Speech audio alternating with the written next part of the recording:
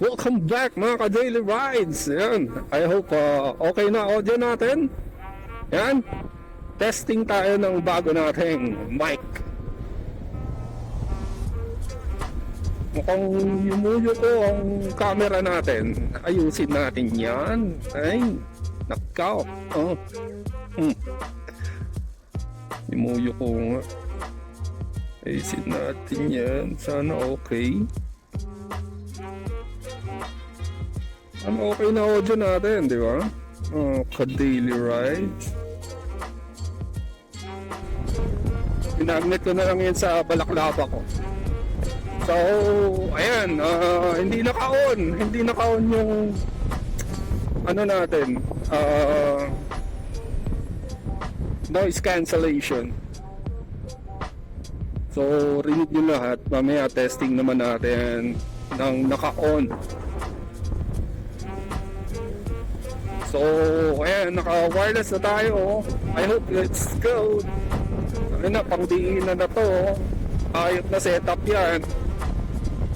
Pang-pro. By the way, itong ano natin, itong kinuha nating mic. Ayan, pwedeng wired, pwedeng wireless. Ayan. And then, meron na tayong receiver. May receiver na tayo. Para for sure, sagap lahat ng maingay. Maingay, no? Lahat ng ingay. Ayan. So, sagap lahat ng ingay. Ayan. Mamaya, try natin naka-on yung ano. Ewan ko lang kung matatandaan ko paano on yung ano, noise cancellation. Anyway, we're heading to SNR, Nuvali. We're just going to buy something.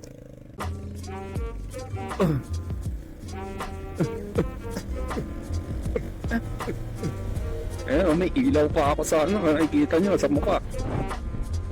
Don Bosco. Ito na tayo sa may Don Bosco.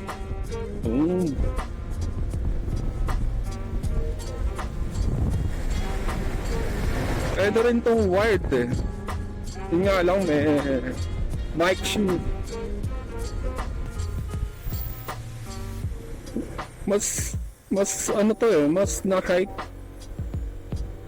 Mas na-hype pa. Sa tingin ko lang, mas hype to kaysa sa DJI mic. Well, anyway, nagkaroon ng problema ang DJI sa US. That's why ewan ko, dito sa Pilipinas baka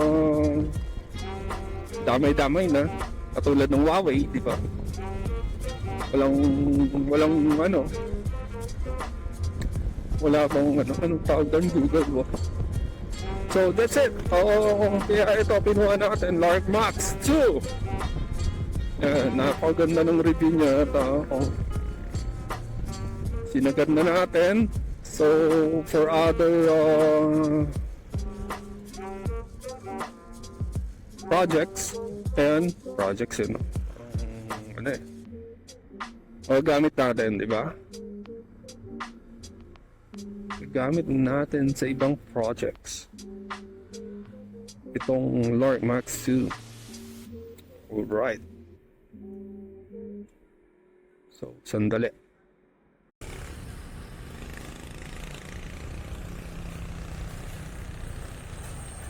$8 dB. Okay na kaya yung 8 dB na noise cancellation?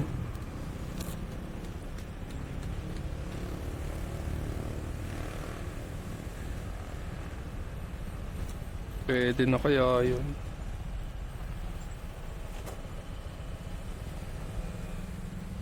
Hindi na siguro yun. Try natin yan. 8 dB. 8 dB noise cancellation.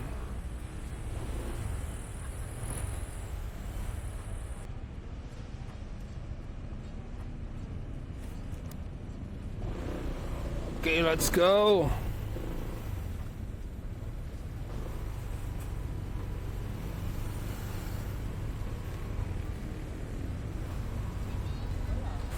All goods in the hood.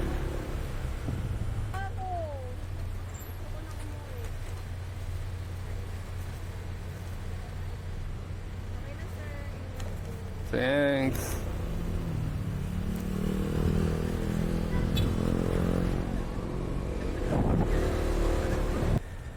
Of course, yung voice ko is very clear, but the environment sobrang hina siguro.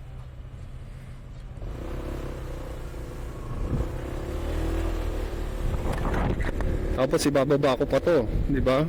Itong visor natin. Visors down. Ayun, go. So set natin na mas mababa mamaya. Below 8 decibels siguro para you can still hear the surroundings, syempre, para makatotohanan, hindi naman mukhang voice over yung ano natin, di ba? Footage.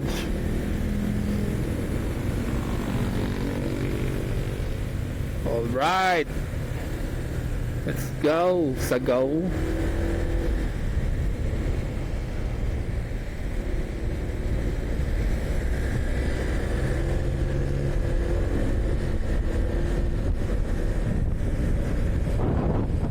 May kumakaway sa akin dun ah. Parang yung MacBook M5.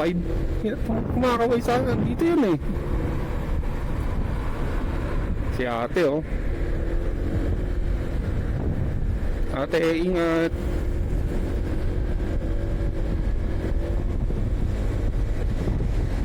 Go!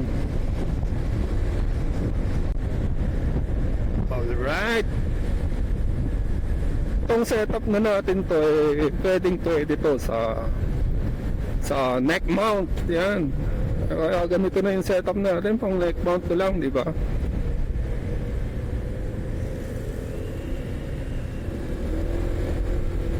Neck mount tayo, neck mount. Yan. Kaya ganito yung setup natin. So setup natin ng yung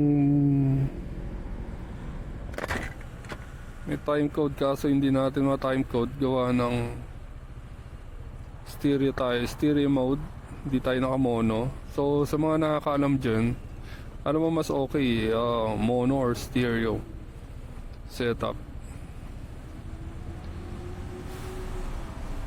Kasi hindi ma-on ang time code. So naka-mono lang siya pag naka-on ang time code. And then mic settings. Mic settings. And noise cancellation. Noise cancellation. Oh, okay. Hanggang 5 lang. Hanggang 5 lang. 5 dB lang ang kaya niya. So noise cancellation. Ayan.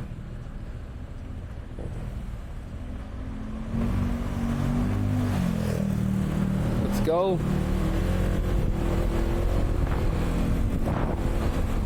Ayan. Sa bigat na setup natin, ang dami na nakakarga sa ano, sa camera natin.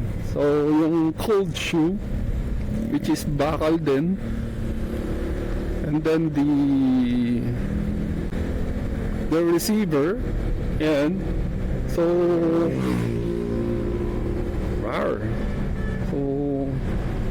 ayan, medyo mabigat na. So bakal din pa nabili natin na small rig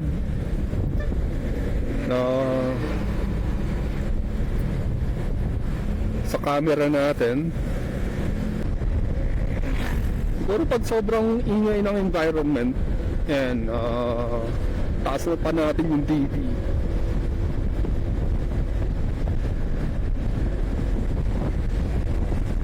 Tapos mahangin, and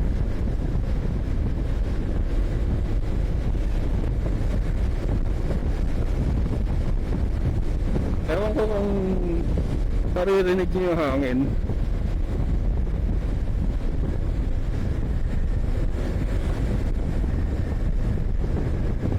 Medyo malakas, mas malamig. Alright. Sarap. Sana ganito lang ang klima, huwag na umulan. Mukhang di na tayo tinantanan ng ulan.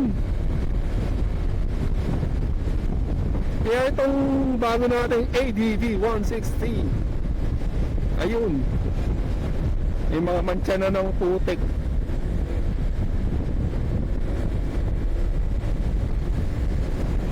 Ang hirap ng alisin mga ka-daily rides.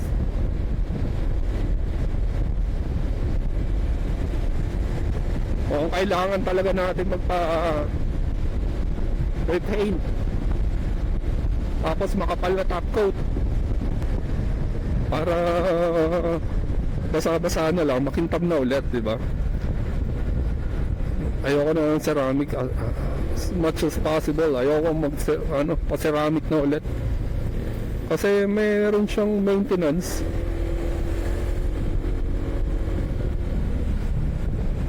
Merong maintenance ang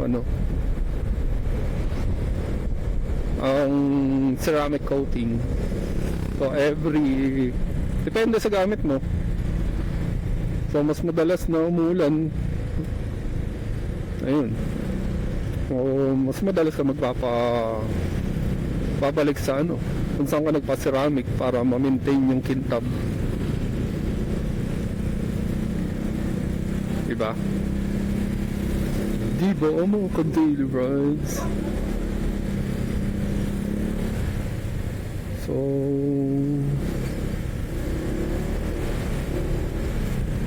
try natin off yung noise cancellation.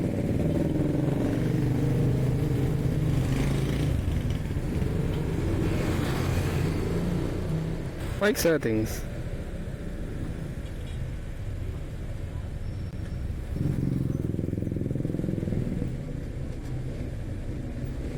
Hindi, pwede pala rito sa mic natin. May button.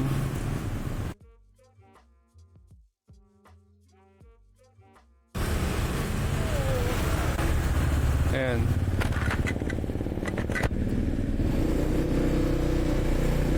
So naka-off na yung noise cancellation. So pinaka mahina is 5 dB. Ayan.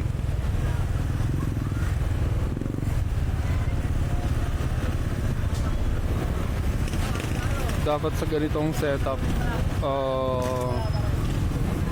yung camera mount nyo is matibay. Medyo may kabigatan na kasi yung rig, yung small rig is bakal, cold shoe is bakal.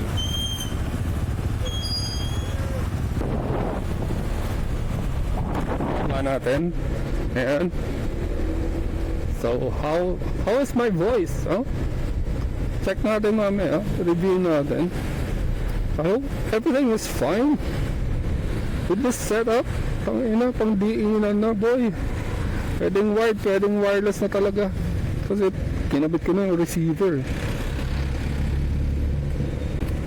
Dang.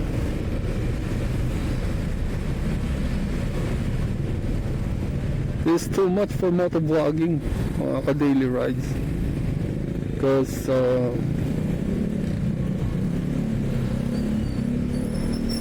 feels like you're a pro.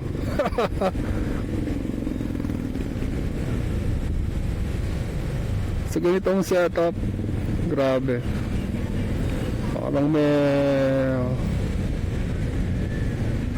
Parang gusto kong buhayin yung yung production dati nung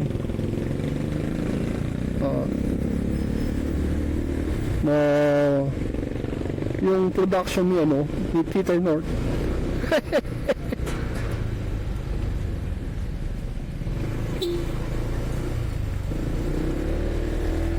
Alright, hope you like this video mga daily rides, and nakapag-share tayo ng konti. Ayan, dito na tayo sa bahay at madilim dito sa bungad.